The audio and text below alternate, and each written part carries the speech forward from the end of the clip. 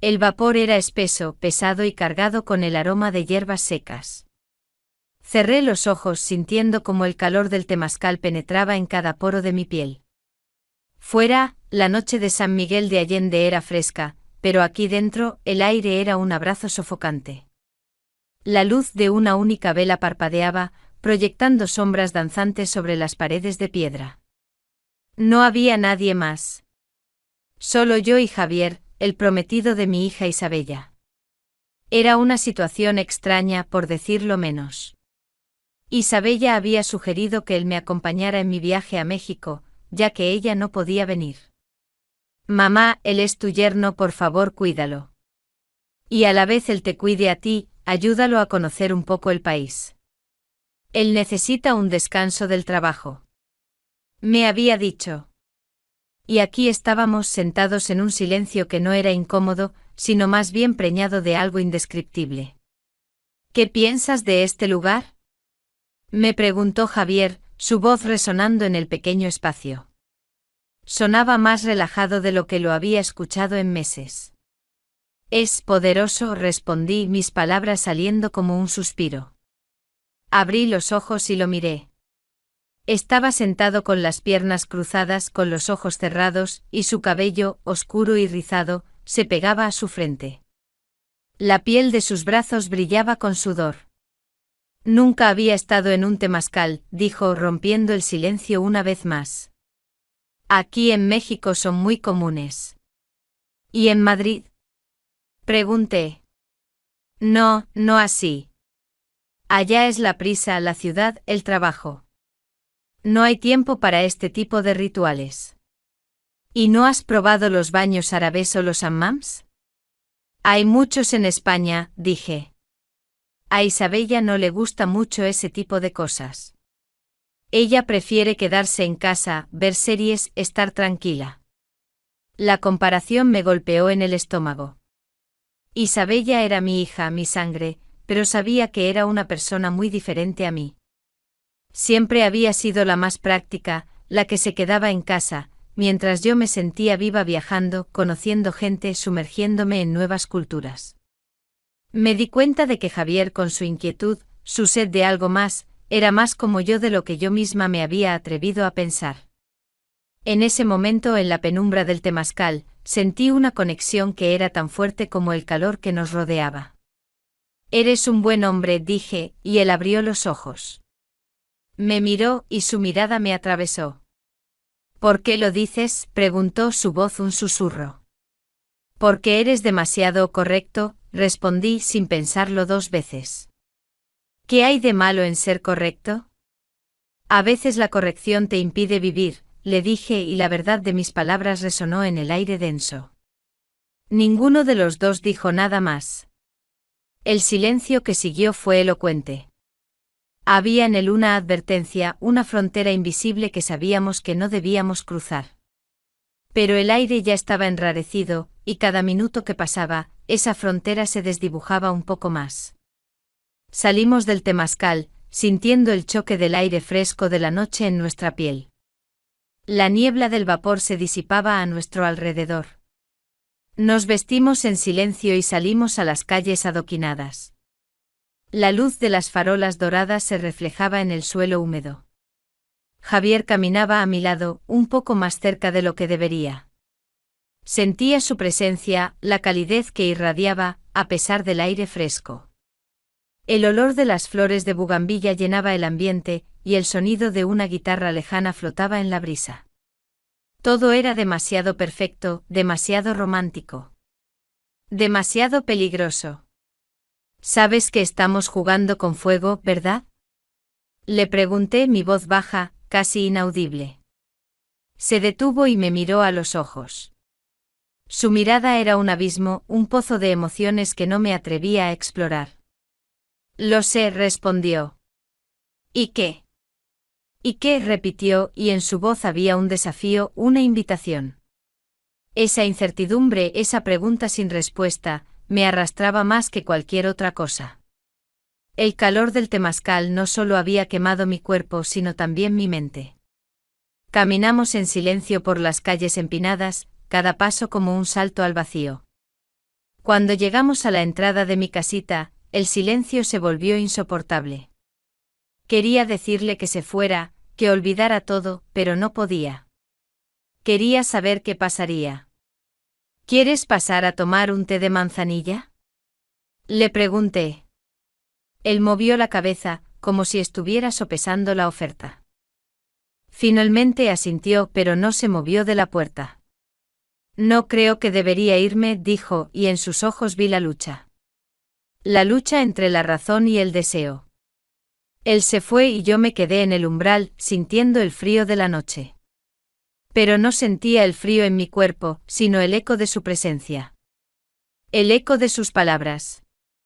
La sensación de su ausencia era casi más fuerte que su presencia. Me quedé en la puerta sintiendo el frío en mi piel, pero mi interior ardía. El aire de San Miguel de Allende, fresco y nocturno, olía a flores, a tierra mojada y a esa extraña mezcla de incertidumbre que me había devuelto la vida. Javier se había ido, pero había dejado algo atrás. Una huella en el aire, un eco en mi mente. Me arrastré de nuevo a la sala, la luz tenue de la lámpara de pie iluminando un espacio que de repente se sentía inmenso. Vacío. Me deshice de la ropa de lino que llevaba, una simple pero elegante túnica blanca con bordados minimalistas que había comprado en Oaxaca. Me quité las sandalias planas que me resultaban tan cómodas. Me sentía desnuda, no físicamente sino emocionalmente. Como si esa ropa, tan sencilla, hubiera sido mi armadura. Me puse un camisón de seda, azul oscuro, que caía en cascada hasta mis pies. No tenía escote, pero la forma en que el tejido se deslizaba sobre mi piel era una caricia en sí misma. Me senté en el sofá, cerré los ojos y reviví cada segundo de la noche. El vapor del temazcal, la humedad en el aire, el brillo en la piel de Javier. Sus ojos profundos y oscuros, buscando algo en los míos. El recuerdo de su mano, grande y fuerte, posada en la mía en el momento de la despedida, se sentía tan real que juraría que todavía podía sentir su calor. Sus dedos largos, las uñas cortas y cuidadas, la forma en que sostenía mi mano, como si fuera un objeto precioso. Siempre me han atraído las manos de un hombre. Las manos que trabajan, que crean, que cuidan. Las manos de Javier eran diferentes. Había en ellas una mezcla de fuerza y de delicadeza que me fascinaba. Los días siguientes fueron una tortura. Isabella me llamaba a diario contándome sobre su trabajo, sobre sus planes de boda.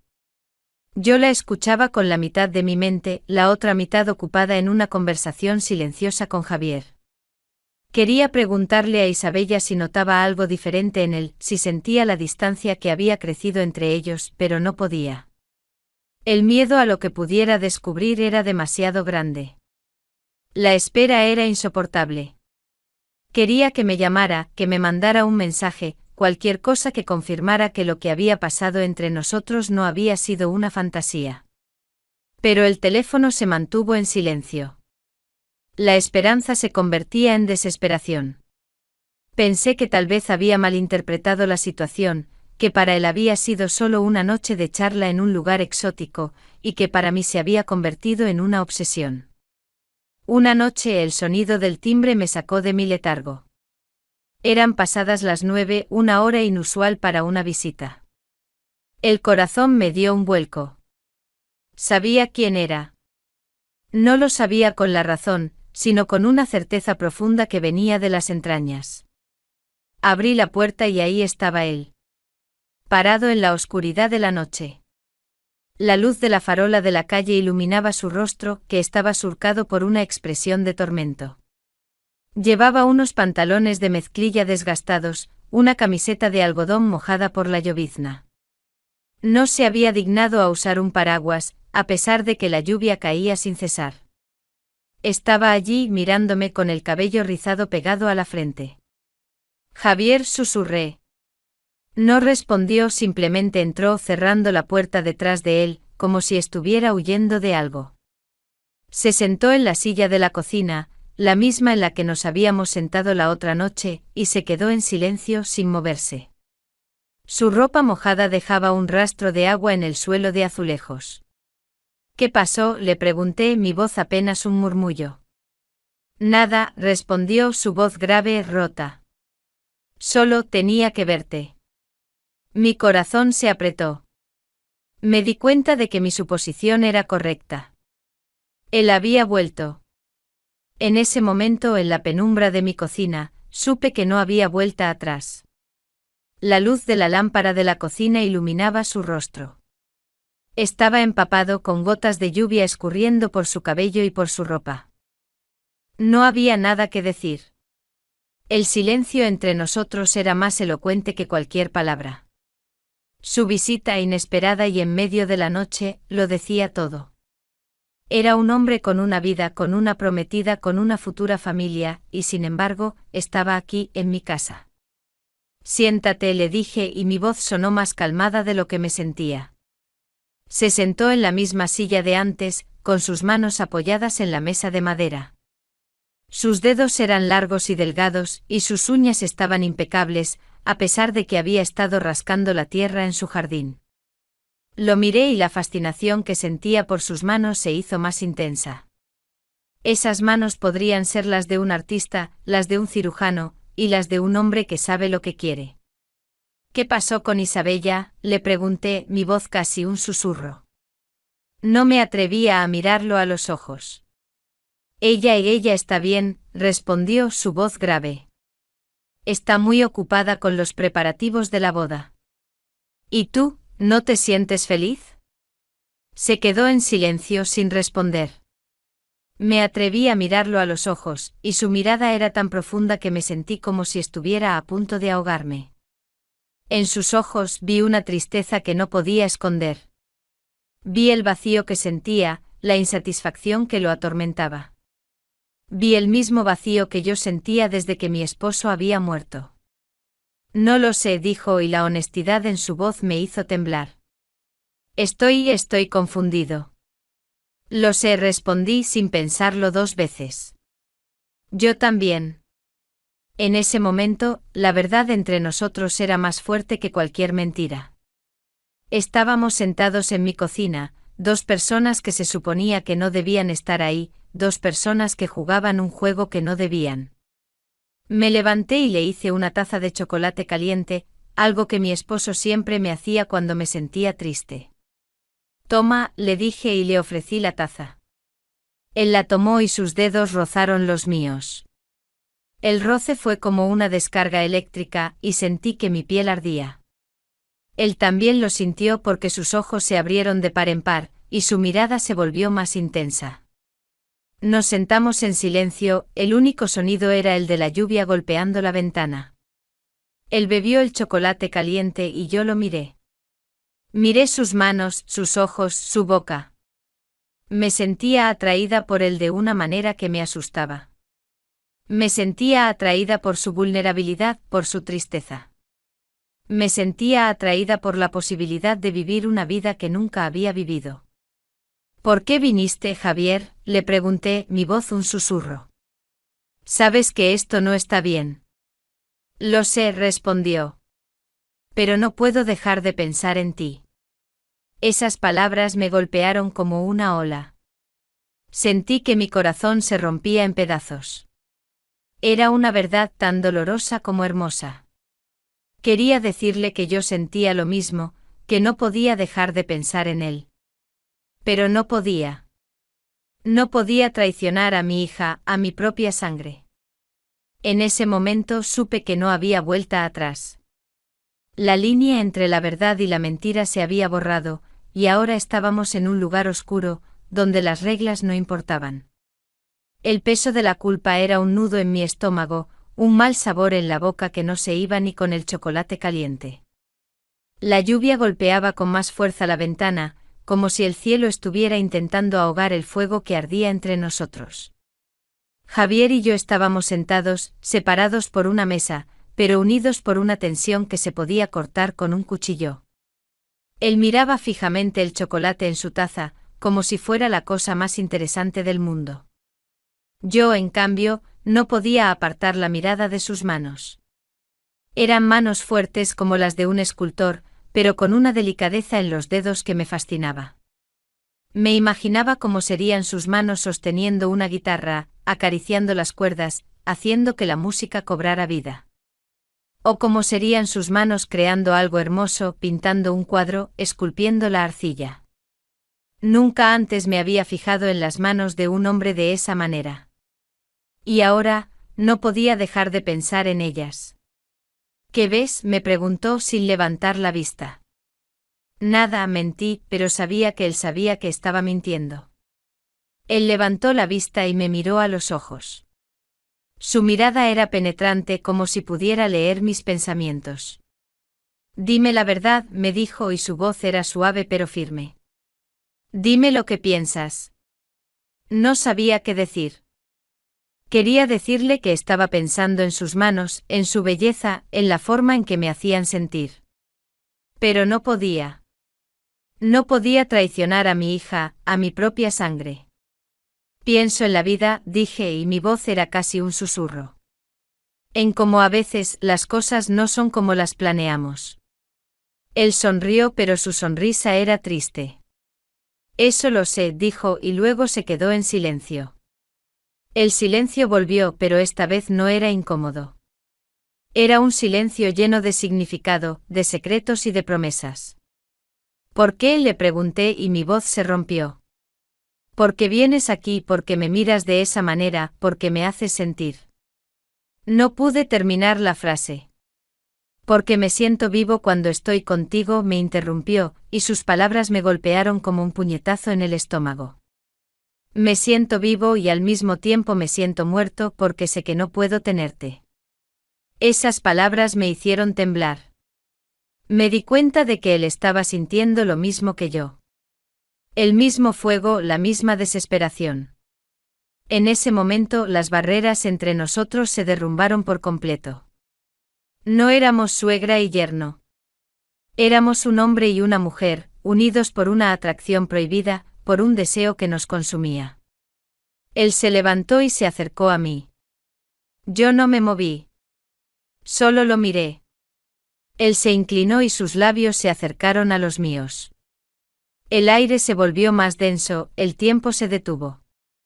Y justo cuando creí que iba a besarme, se detuvo. Sus ojos profundos y oscuros me miraron. Eran ojos llenos de deseo, pero también de miedo. No puedo, susurró, y luego se alejó.